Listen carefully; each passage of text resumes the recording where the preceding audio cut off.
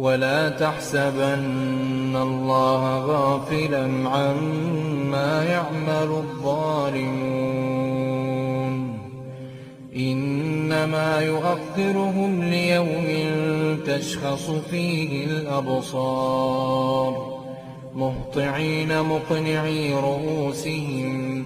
لا يرتد إليهم طرفهم وأفئدتهم هواء